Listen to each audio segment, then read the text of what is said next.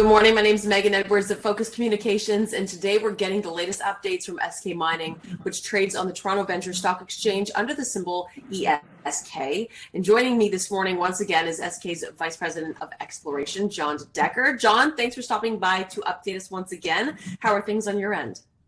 They're doing really good up here, Megan. Thanks for having me again. Awesome. Yesterday, Eskay announced a new VMS center at Jeff North, as well as additional intercepts of polymetallic VMS mineralization in two areas across the TV Jeff corridor. Could you run us through this release for the investment community? Yeah, certainly. First, I do want to note I will be talking about forward-looking statements, so investors do your own due diligence. And I'll get right into the heart of the matter. As we've been talking over the last 2 years or so, we've really thought that the TV Jeff corridor is actually a string of several VMS systems.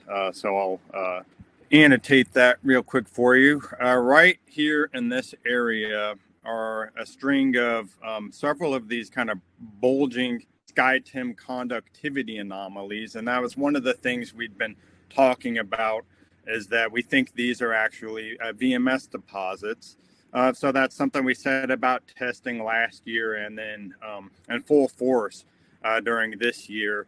And sure enough, what we found is that we have our TV occurrence associated with that anomaly, Jeff, right here with this. And then there's another smaller anomaly here. That's Jeff North, which we've just discovered this year. And we're actually working on a soil sampling and prospecting program on this thing up here, which I'll talk about briefly. Some of our latest soil sample results from this press release suggest that with pathfinders, that VMS mineralization likely continues even further to the north, which is really our best case scenario. So to date, we've drilled, as of the release, 15,600 meters property wide, or about 52%. I'm looking at the drill tracker now. We're actually at 16,312 meters as of this morning. So we're moving along quite rapidly. Our drilling has finished at Jeff North and Jeff, and we're proceeding to work around the TV area, which had most of our best intercepts from last year.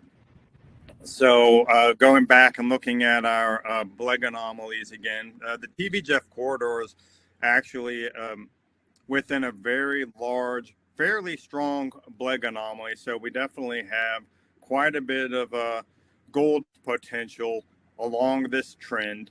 And drilling the targets that we've been drilling based on our IP resistivity, that's essentially looking for this silicification, a type of hydrothermal alteration that's closely associated with the core feeder zones of these VMS deposits. Sure enough, that's what we've been finding, is that we're getting into this sort of stockwork style mineralization using our targeting technique. So zooming in on the deposits themselves, kind of have a progress report here where all these drill holes that are in black on this figure are ones that have been drilled. We've got our 2020 and 2021 drilling right here at Jeff, as well as at TV. And then up here, you'll see up at Jeff North in this area right here.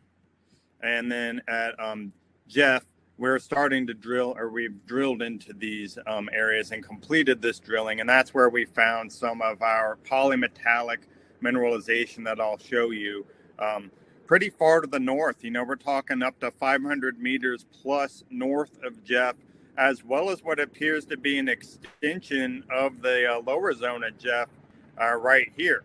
If you excuse me, we have a helicopter coming in right now. So very busy program, and this is the time of day where all of our drillers are heading out into the field. This is a good thing. More of these VMS deposits that we're looking for. But suffice it to say, we're progressing very quickly according to plan. Weather's been fantastic down here, and our drillers and pad builders and geos, all of our crews are performing very well, and we're on track to have this entire drill plan finished this year, which is a pretty good. Again, we're over halfway done with the program. Our mapping team has been out on the surface looking for the different rock units that we know host this VMS mineralization, as well as the sorts of alteration that we're looking for to target. And you can see that we've got these trends of mostly basalt and andesite, these volcanic rocks associated with VMS deposits. And we have these trends that are extending between TV and Jeff. So we know now that geologically we're in the same rock packages between TV and Jeff, and that we have VMS mineralization occurring in these discrete pods. We've got one here, and then at these two oval areas right here, just like the Scarlet Ridge Tarn Lake trend I talked about on the last news release.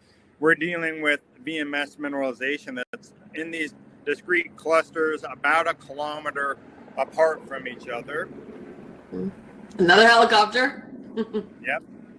And that's what we're seeing property wide now. So, I think it's important to be clear when we're saying we have a trend of VMS mineralization, it's not that the entire trend is continuously mineralized, but that we have these hydrothermal systems that are focused around volcanic centers being fed by synvolcanic structures. That's technical terms, but those are where our feeder zones are. And then they feed out into these VMS mineralized zones that are, a few hundreds of meters across. And what we see at Scarlet Ridge is any indication, they can be up to 1 kilometer as far as the length of the feeder zone in these things. So, we're really getting our hypotheses confirmed this year that we've got this huge string of VMS deposits all over this property. TV and Jeff, Scarlet Ridge, Tarn Lake seem to be our two biggest trends that we're working with right now. So yeah, our big focus again right now, we're at TV. We finished Jeff and Jeff North, as I'd stated, and what we're doing at TV is really trying to close in that mineralization that we'd left open after 2020 and 2021 drill programs.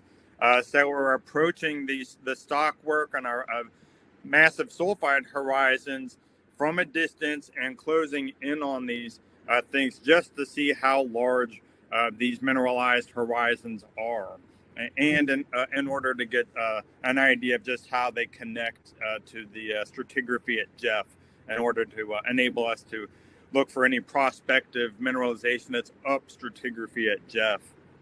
But again, we're talking about a very large trend of mineralization here. At Jeff North, we're talking about stuff that's 600 meters northwards of Jeff and going 700 meters along strike. Further north than that is where our mineralized intercepts are coming from. And it's really critical that we're intercepting this polymetallic sulfide mineralization. That's super important. I'll talk about that here shortly, but we've got a couple of intercepts that we've hit on these fairly widely spaced drill holes. We've got a 12.7 meter intercept that's chalcopyrite and sphalerite rich, as well as a 9 meter intercept in this hole J22-122.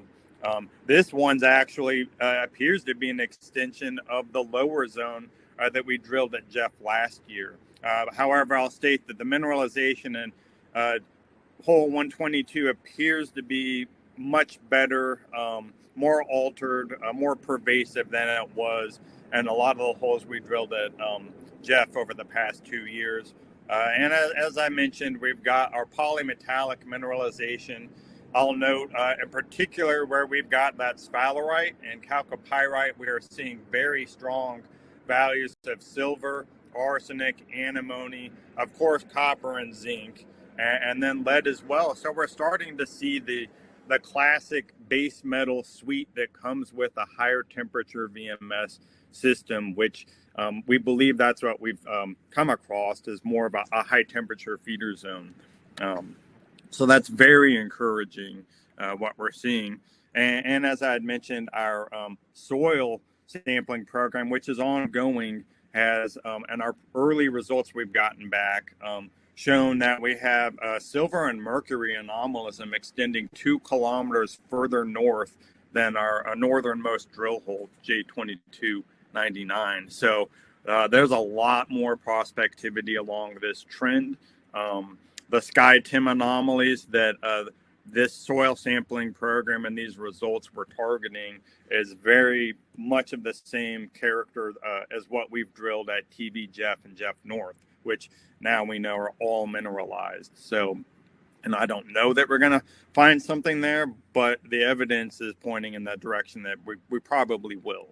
So we do have several really nice intercepts throughout the Jeff North zone. Over here on the left here, we've got several drill holes along strike. If you were to go back after the interview and look at the map of the drill holes that we've completed and look at these core boxes these are just representative core boxes of larger intervals of sulfide mineralization, you'll see that we've got a full 700-meter trend of mineralization associated with Jeff North. And then we go look at some of our zones. In particular, as I was saying, hole 118 and 122 have a very nice stringer style to semi-massive pyrite that is being replaced by sphalerite and chalcopyrite, which is very, very important. As I zoom in here, you'll see this chalcopyrite's just, it's a brighter yellow mineral. You may be able to look at the press release and zoom in on these photos, but something that's important to note with the work that one of my graduate students, Mackenzie Peterson, has done on looking at the types of mineralogy at Jeff, what we see is that electrum is associated with chalcopyrite and sphalerite that is filling fractures in pyrite, and that's pretty much what we're seeing the chalcopyrite do here. We have very robust handheld XRF results for silver coming out of this sample as well as all the other samples from this hole. So while XRF cannot say anything about gold mineralization, I will say it's very encouraging to see the type of polymetallic mineralization and the relationship it has with pyrite. It is identical to the gold-bearing samples that we see at Jeff from the 2020 and 2021 programs. And then going over to J22-122, we've got several pods of stringer-style sulfide mineralization scattered throughout this hole. And then in both of these holes, it's associated with hydrothermal quartz. So again, this silica alteration is associated with the core of these VMS feeder zones. So we're very encouraged by what we're seeing here. And again, we just need to wait for the assays for these holes. I'm just as anxious to see them as everybody else is. Yeah, I mean, this stuff's really spectacular looking in drill core. Looking a little bit closer at that 122 hole, here you can see we've just got these gigantic clots of chalcopyrite and a matrix of silica. The original host rock was a mudstone, but it's so intensely altered the original rock's been completely obliterated and replaced by these hydrothermal minerals. So that's the sort of thing you really want to see is just, if you look at these photos, the more of the rock that's bleached or destroyed and replaced by sulfide, the better. That's what we're looking for out here. Also want to note, we have commenced drilling at TV. As I noted, our big focus there is trying to expand the footprint of our known area of mineralization by using several drill holes on 50, 100, 250 meter step outs along strike, as well as testing for down dip extensions. And then we're going to be going after other SkyTim anomalies in the area. And what we found at TV in our first drill hole there was an extension of our stockwork zone, down dip extension. You see there's all kinds of pyrite throughout this kind of a dacite pepperite mudstone unit. And this represents a 60-meter extension of down dip mineralization here from our drill hole TV2154, which hit about a 90-meter thick interval of gold and silver mineralization. Well, it looks like we're hitting here on the down dip extensions approximately 40 meters of true thickness sulfide mineralization that's 60 meters down dip. So right now we've been able to show we've got down dip extension, and we're currently in the process of testing our along strike extensions of these zones. And that's the huge focus for TV, is to expand that footprint. So obviously drilling is our biggest component of our program this year, but we do have a robust mapping and soil sampling program. And I have mentioned that we've got these preliminary soil results here for Jeff North, and that's what we're looking at right here. We see an extension of comparable silver anomalies and mercury anomalies to what we found at Jeff North, and then we're sampling this Bleg anomaly circling right here, or excuse me, SkyTim anomaly. We're sampling this as we speak right now. But we're looking forward to seeing if this is another one of these VMS feeders. They seem to be, VMS seems to be correlated with these bulges coming out. And one thing we're finding is kind of this a 315-degree azimuth trend along kind of the long axis of these things that we found at TV and Jeff. And they seem to be associated with kind of these cross structures that are feeding these VMS systems. So we're very excited to get up here and look at this area. It's a very hard area to get access to up here. So we had to get a helipad built just to get into this area right here. So stay tuned for more results on Jeff North, because I don't think this story is over. We're going to continue expanding its footprint northwards. And as the press release mentioned, some of our promising intercepts with the polymetallic mineralization we will be following up on later in the season. And this kind of just going back to TV again, just showing you that down dip extension, that mineralized interval that I was highlighting when we were looking at the core. This is where it is. And this is, basically our TV2154. This hole is a little bit behind in the plane, but this is a 60-meter down dip extension of this mineralized zone right here. So we are growing the footprint of this. And again, we'll be testing along strike. And as always, we just have to wait for the assay results to see what we're coming up with. I mean, as you know, we've got a really big multi-component program. TV and Jeff is one of our biggest focuses, but we are still working at Scarlet Ridge. We've moved on to our third drill hole out there now. We'll have a lot more to say about that and a lot more photos of the drill core, which is quite impressive with alteration and sulfides. And we'll be drilling at Scarlet Valley here shortly as well. Our pad building is going to commence out at Scarlet Valley this morning, and I hope to have a drill out there within the next week or two. I'm very excited about that target. And on our last interview, as a follow-up, I had mentioned we were going out to look at the Tarn Lake area, and we've now been able to confirm that the Scarlet Knob deposit basically continues under Bruce Glacier and comes out on the other side and is connected with more feeder zones on the west side of that valley. Same holds true for Scarlet Valley. That goes on to the west side of Scarlet Valley. I was actually sitting up there looking at that feeder zone a couple days ago, and I could turn around and I was basically sitting right over Eskay Creek. So it's a really exciting program, and I'd stay tuned because we are really going to unlock this property this season. So what you're saying is we'll need to hear from you soon.